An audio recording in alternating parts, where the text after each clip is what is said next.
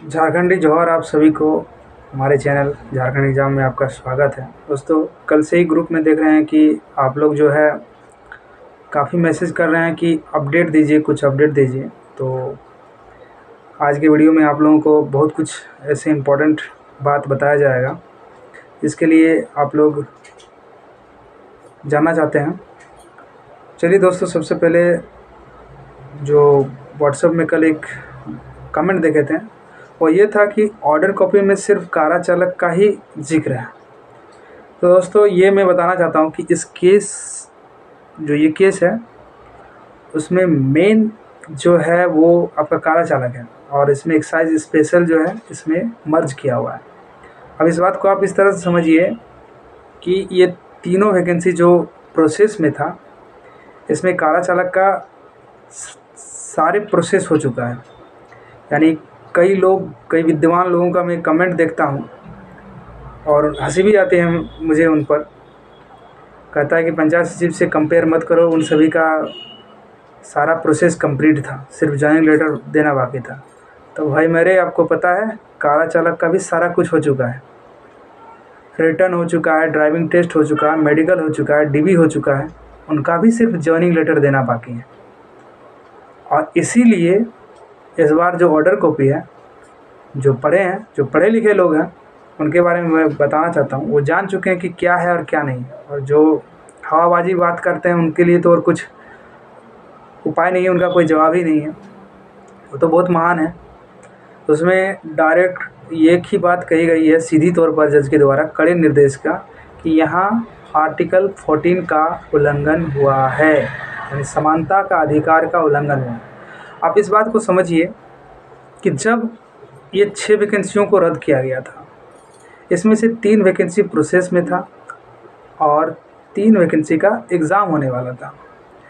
इसमें जो है कारा चालक का सारा प्रोसेस हो चुका था, एक्साइज स्पेशल का एग्ज़ाम हो गया था, और ये एक तरह से कह सकते हैं कि सरकार का इफ़ेक्ट नहीं रहा, जिसके वजह से वो नहीं चाहें शुरू से, नहीं तो इसका भी रिज़ल्ट आके इसका भी प्रक्रिया आगे बढ़ जाता। अब जो है ये तो बात पुरानी हो गई है, इसीलिए 2 वर्ष बीत जाने के बाद, एग्ज़ाम के 2 वर्ष बीत जाने के बाद जाकर वैकेंसी को कैंसिल किया गया। और 2 वर्ष में ये वैकेंसी बहुत आगे तक जा सकती थी, लेकिन ये सरकार की मंशा नहीं थी इसमें। तो ये रही बात उन लोगों को जानकारी देने के लिए कि ये आप इससे कंपेयर मत कीजिए, उससे कंपेयर मत कीजिए। आप लोग बहुत पहुँचे हुए लोग हैं, तो आप लोगों को मेरा प्रणाम, ठीक है। और हमें अपने हाल पर छोड़ दीजिए, क्योंकि कई लोगों का ये भी कमेंट आ रहा है कि क्या मेडल मिल गया क्या केस करके। अरे भाई, कहाँ हुआ? 10 लाख लोगों के सामने जब एग्ज़ाम दोगे ना तो कहाँ फेंकाओगे ना, समझ में आएगा। अभी जो बड़का तीर बन रहे हो सब समझ में आ जाएगा। सबसे पहले इस बात को समझिए कि झारखंड में जितने वैकेंसी का एग्ज़ाम होगा उन सभी के लिए सेटर रेडी है दूसरे राज्य में। यानी झारखंड की जितनी वैकेंसियाँ आ रही है वे दूसरे राज्य वाले अपने बपोती समझते हैं। बपोती मतलब समझते हैं आप लोग क्या होता है? जैसे आपका जो खेतबाड़ी होता है ना, जिसमें आपके गोतिया, आप लोगों का हिस्सा एकदम 100% है ही, उसको कोई आपसे छीन नहीं सकता है। उसी प्रकार से झारखंड में जितनी वैकेंसियाँ हैं ना, वो दूसरे राज्य वाले बपोती मानते हैं, और जनरल का 90% सीट जो है हड़प जाते हैं। क्या इतने विद्वान हैं वो लोग? ऐसा नहीं है दोस्तों। यहाँ जो तंत्र मंत्र का इस्तेमाल होता है ना, वो हम लोग नहीं कर सकते हैं। सीधे साधे लोग हैं हम लोग। आप लोग बहुत समझदार हैं, बात को समझिए। एक टेलीग्राम में पेपर कटिंग आया था, मैं अपने से नहीं बोल रहा। 3-4 सेटर पकड़ाया गया है जो झारखंड की एग्ज़ाम में धांधली करवाने का फेरा में थे, और वो तब पकड़ में आया जब बिहार के जो कांस्टेबल का एग्ज़ाम हुआ, बिहार पुलिस का, उसमें जो गड़बड़ी हुई है, पेपर लीक हुआ है, उसके बाद जो उन लोगों को पकड़ा गया, उसमें इस बात को सामने आया कि झारखंड में जो एग्ज़ाम होने वाले हैं उसमें भी ये लोग ताक लगाए हुए थे, और उसकी सेटिंग जो है बाहर पटना से वेट कर रहे थे ये लोग। तो जितने आप लोग खुश हो रहे हैं ना सिर्फ फॉर्म भर के, वास्तविकता को समझिए क्यों इस पर इतना जोर दिया जा रहा है। और जिन लोग बहुत विद्वान हैं, कुछ ऐसे भी विद्वान का कमेंट आया कि यार मेरा तो 500 नंबर था, फिर भी मैं बहुत खुश हूँ कि फिर से सब लोगों को फॉर्म भरने दिया जा रहा है। अरे यार, अगर आपका 500 नंबर रहता तो जीवन में कभी आप इस तरह का कमेंट नहीं करते। 500 नंबर लाने के बाद आपके अंदर ये कलेजा है कि आप फिर से बोल रहे हैं कि आइए पूरे देश के लोगों और आकर फॉर्म भरिए और हमारे जो अधिकार है उसे छीनिए। वाह क्या बात है। क्या ऐसा नहीं है? आपको जो लग रहा है ना, 10 लाख लोगों ने फॉर्म अप्लाई किया है नया वाला में, और जब रनिंग होगा तो 3-4 लाख से ऊपर ही रनिंग पास करेंगे। उसमें जब इतने लेवल पर एग्ज़ाम होगा, कहाँ कहाँ सेंटर दिया जाएगा, गांव घर में भी सेंटर दे दिया जाएगा। और उसमें क्या होगा, आप दिमाग लगा लो। IRB उठा के देख लो यार, पिछली बार जो IRB हुआ है क्या हुआ था। मैं किसी सरकार का दोष नहीं दे रहा हूँ। इतना लेवल में जब इतनी सारी स्टूडेंट, इतना बेरोजगारी होगा, तो जाहिर तौर पर 1-2 सेंटर ऐसा होगा ही जिसमें कितनी भी टाइट सिक्योरिटी क्यों नहीं कर लिया जाए, ये जो माफिया होते हैं वो अपना काम करके निकल जाएंगे। और उसमें कौन किसका हानि होगा? हम आप जैसे आम स्टूडेंट का ही हानि होगा। ये झारखंड का रीति रिवाज है, क्योंकि जैसे झारखंड में कोई भी फॉर्म निकलता है, 100 सीट का भी कोई फॉर्म निकलेगा, उसमें भी आप देखिए 3 लाख, 4 लाख, 5 लाख फॉर्म अप्लाई हो जाता है। जबकि बाहर स्टेट में फॉर्म अप्लाई आता है, हम लोग देखते भी नहीं हैं, क्योंकि हम लोग सोचते हैं कि यार हम लोग उतना लेवल का स्टूडेंट नहीं है, उतना हम लोग में सामर्थ्य नहीं है। एक्चुअली हम लोग पढ़ाई को सोचकर ये सोचते हैं, और वो लोग दूसरा कुछ दिमाग लगा के यहाँ झारखंड में फॉर्म भरता है।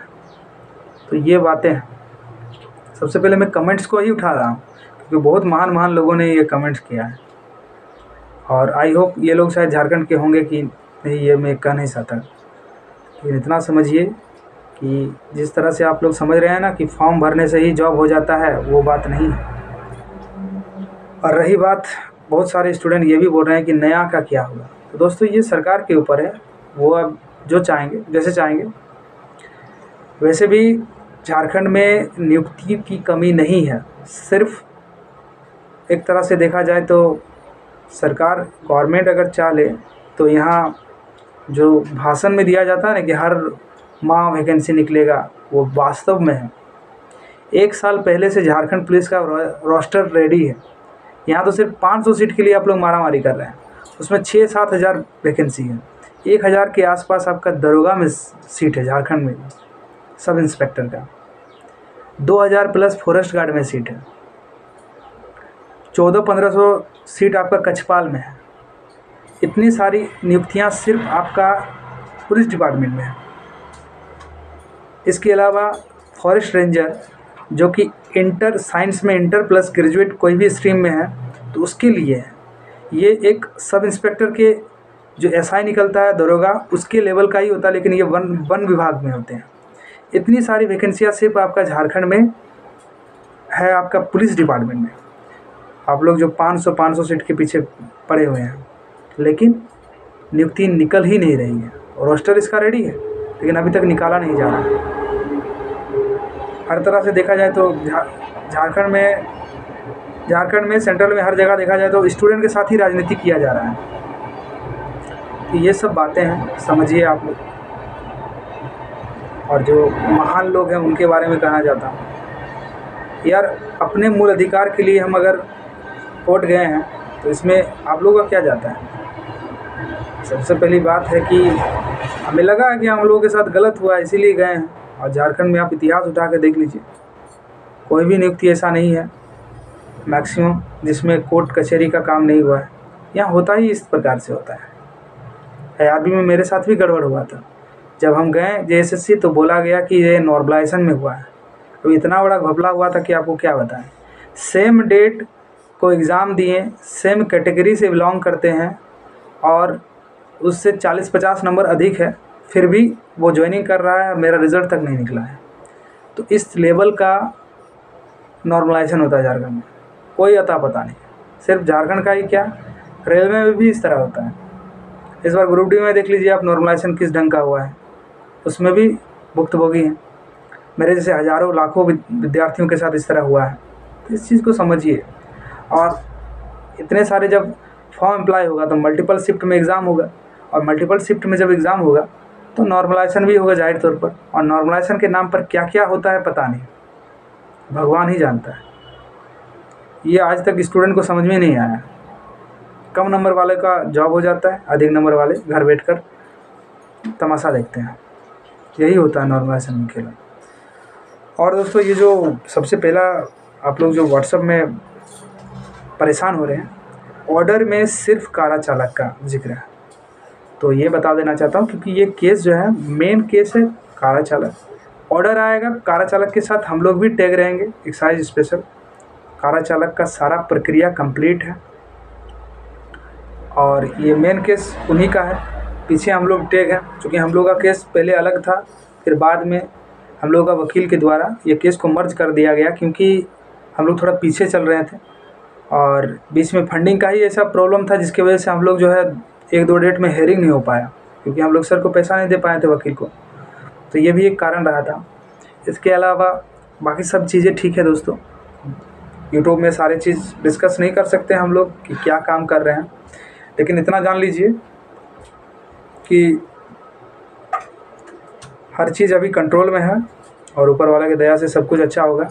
आप लोगों से सिर्फ यही विनती है कि हेयरिंग वाले दिन ग्रुप में लगातार ये मैसेज मत करते रहिएगा कि अपडेट दीजिए अपडेट दीजिए। पहले आप समझिए, एक अच्छे पढ़े लिखे स्टूडेंट की तरह, समझदार के स्टूडेंट की तरह समझिए कि कोर्ट की कार्रवाई जैसे स्टार्ट होगा, आप लोग खुद मोबाइल से भी चेक कर सकते हैं जिनको आता है, और नहीं आता है तो आप लोग थोड़ा शांत रहिएगा। ऊपर वाले का नाम लीजिए, भगवान का नाम लीजिएगा, क्योंकि वही देने वाला है। और शांत रहिएगा, जैसे ही कुछ अपडेट मिलेगा, हम लोग चूँकि उस दिन रांची में ही रहेंगे और इस बार ट्राई करेंगे कि मैं खुद अब अंदर जाने का और देखने का कि क्या कुछ होता है, किस प्रकार से हो रहा है हेयरिंग वगैरह, खुद अपनी आंखों से देखना चाहता हूँ मैं। और जितने भी हमारे व्हाट्सएप के दोस्त हैं, ये सभी जान रहे हैं कि बहुत ही बेसब्री से इंतज़ार कर रहे हैं इसके लिए, क्योंकि दोस्तों इसके लिए हम लोगों ने काफ़ी मेहनत किया है। और आप लोगों को बहुत ही दिल से धन्यवाद देना चाहता हूं, क्योंकि आप लोगों ने जिस प्रकार से बढ़ चढ़कर हम लोगों का फंडिंग किया। क्योंकि कई सारे लोग बोल रहे थे कि 1 रुपया भी फंडिंग नहीं करना, ये नहीं करना है, वो जो अपोजिशन वाले हैं, लेकिन उन लोगों को आप लोगों ने दिखा दिया कि क्या है और क्या नहीं कर सकते। चूँकि यार ये हम लोग अपने जीवन के लिए कर रहे हैं। जाहिर तौर पर आप जो फंडिंग कर रहे हैं वो किसी एक आदमी को अमीर बनाने के लिए नहीं दे रहे हैं, ये आपका भी इसमें स्वार्थ है कि अगर केस जीत गए तो आपका भी जॉब होगा, क्योंकि वही लोग आगे आ रहे हैं जिनका अच्छा नंबर आया। तो यही चीज़ समझ लीजिए। और कटअप के बारे में भी आप लोग बहुत कुछ बोलते हैं कि यार कटअप बता दीजिए तब ना भी करेंगे, तो इतना ही समझ लीजिए कि जिनका भी 450 नंबर भी है ना दोस्त, अगर आप जनरल से भी हैं और 450 नंबर आपका एक्साइज में बन रहा है तो आप बेधड़क फंडिंग कीजिए, इसमें कोई डाउट नहीं है। बाकी 100% कटअप कोई नहीं बता सकता है, क्योंकि ये कटअप होता है इंटरनल चीज़, ये रिज़ल्ट आने के बाद ही पता चलता है। ये एक ऐसा चीज़ है कि कोई कितना भी बड़ा यूट्यूबर क्यों ना हो, कभी ये नहीं बता सकता है कि कटअप कितना रहेगा। स्पेशल ब्रांच का भी कटअप बहुत कम रहने वाला है, क्योंकि एक्साइज और स्पेशल में ये हुआ था ना, स्पेशल ब्रांच का जो क्वेश्चन का लेवल था एग्ज़ाम, वो मॉडरेट लेवल का था, और एक्साइज का जो एग्ज़ाम हुआ था वो इजी टू मॉडरेट था, ज़्यादातर इजी था, थोड़ा बहुत मॉडरेट था। इस वजह से स्पेशल ब्रांच का कटअप जो है वो ऑटोमेटिकली डाउन होगा। और दूसरा नंबर कारण ये है कि 1000 से ऊपर सीट है, अब 1012 सीट लगभग है, तो जाहिर तौर पर उसमें जो है कटअप डाउन रहेगा ही। इसीलिए सभी दोस्तों से मेरा ये प्रार्थना है हाथ जोड़कर कि आप लोग जो भी सोच रहे हैं कि फंडिंग करना है वो बेहिचक कीजिए, इसमें नहीं तो उसमें होगा। जो दोनों एग्ज़ाम दिए उसके लिए तो डबल चांस है, दोनों में से कोई ना एक ही जॉब करना है आपको। और कार चालक वाले तो अपने तरफ से लगे हुए हैं, ये लोग बहुत ही अच्छे तरह से अपना काम कर रहे हैं और साथ में हम लोग भी इन लोगों के साथ चल रहे हैं। तो दोस्तों इस बात को समझिए, ये तीनों वैकेंसी एक ही है, राज्य स्तरीय है, सारा कुछ सेम है। आप एडवर्टाइजमेंट को निकालिएगा, सिर्फ आपको सीट और डिपार्टमेंट अलग मिलेगा, बाकी सारा नियमावली जो था वो सेम है सभी में, यानी कि जो भी डिसीजन आएगा तीनों में लागू होगा। इस चीज़ को आप लोग समझिए। हम लोग ये वकील सर से भी डिस्कस कर चुके हैं। ऑर्डर कॉपी के बारे में इतना ही समझिए कि इसमें समानता का अधिकार का उल्लंघन हुआ है और बाकी सभी चीज़ें अच्छी है, और इतना ही समझिए। और इससे ज़्यादा आप लोग परेशान मत होइए, सिर्फ आप लोग आम खाइए, गुठली मत गिनिए। सारी चीज़ के लिए हम लोग लगे हुए हैं, विक्रम जी लगे हुए हैं, और भी हमारे जो सीनियर है कुमार भैया, ये सब सभी लगे हुए हैं। हम लोग दिन रात एक ही चीज़ पर परेशान है कि कैसे क्या किया जाए, और सारा चीज़ कंट्रोल में है। और आगे भी देखिए, आप लोगों को सिर्फ अब दुआ की ज़रूरत है, और जो कोई फंडिंग नहीं कर रहे हैं वो फंडिंग कर सकते हैं, क्योंकि देखिए अभी भी टाइम है, और कोर्ट कचहरी में जो है ना कोई फिक्स खर्च नहीं होता है। इस चीज़ को आप लोग भी जानते होंगे कि कोर्ट गए हैं तो फिक्स कोई अमाउंट खर्च नहीं होता है, जितना भी आप बजट बना लीजिए उससे अधिक ही भाग जाता है। और इस बार तो सारा कुछ हिसाब डिम्पल जी के पास ही है। अभी तक 33,000 के आसपास हम लोगों का फंडिंग हुआ है, जो कि विक्रम जी आप लोगों को बताए थे कि लगभग 60 के आसपास हम लोगों का ज़रूरत है, लेकिन अभी देखा जाए तो 50% से कुछ ज़्यादा हुआ है।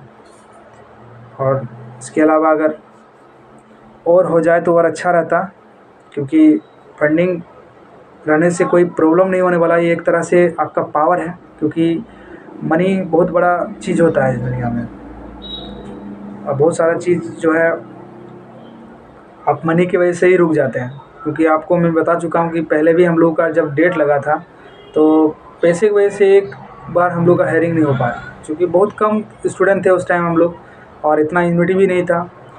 उसी टाइम जो है नया वैकेंसी और एक बार निकाल दिया गया था, जो रद्द कर दिया गया, तो उसमें नया केस के लिए सब लड़का उधर फंडिंग करने लगा, इधर हम लोग की तरफ कोई ध्यान नहीं दे रहा था। हम लोग कुछ ही लड़के थे जो मिलकर यहाँ तक पहुँचाए हैं, और आज मुझे देखकर बहुत खुशी हो रही है कि सारे मित्र जो हम लोग दोस्त हैं, एक कई बार रांची गए थे रिज़ल्ट को लेकर, वो सभी लोग फिर से जुड़ रहे हैं और इंटरेस्ट दे रहे हैं, क्योंकि उन लोगों को भी पहले एक बार विश्वास उठ गया था कि शायद और कुछ नहीं होने वाला है, लेकिन अब विश्वास भरोसा आ रहा है सभी का। इसके लिए चलिए बहुत खुशी हो रही है, और सभी को ही मिलजुल कर अब हमें अंतिम मुकाम तक पहुंचाना है। हम लोग जो है कल रांची निकल रहे हैं, सारा अपडेट आपको रांची से मिलेगा, विक्रम जी के चैनल से भी मिलेगा, यहाँ से भी मिलेगा।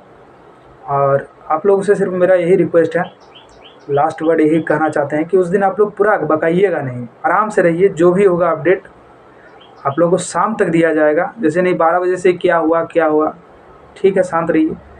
क्योंकि जब तक सर से बात नहीं होता तब तक पूरे श्योर नहीं हो सकते हैं हम लोग भी कि क्या हुआ और क्या नहीं। भले उस दिन रहेंगे हम लोग वहीं कोर्ट में ही रहेंगे, लेकिन सारा कुछ जो है सर से बात करने के बाद ही आप लोगों को 100% न्यूज़ दिया जाएगा। क्योंकि गलत न्यूज़ देना भी एक तरह से गलत ही है, क्योंकि अगले बार जैसे हम लोग को कुछ अलग पता चल गया था, बहुत ज़्यादा खुशी भी हो गए, उसके बाद पता चला कि नहीं दूसरा कुछ हो गया। इसलिए जब तक नहीं पूरा सटीक एक 100% वाला न्यूज़ नहीं मिल जाता है, तब तक आप लोगों को नहीं बताया जाएगा। और आप लोगों का काम सिर्फ यही होना चाहिए, उस दिन जो है ऊपर वाले का नाम लीजिए, जो भी आप धर्म के हैं, ईश्वर से प्रार्थना कीजिए, क्योंकि अब जो है बेड़ा पार कर दें, क्योंकि बहुत ही हम लोग संघर्ष करके यहाँ तक पहुँचे हैं, और सभी का इसमें योगदान रहा है।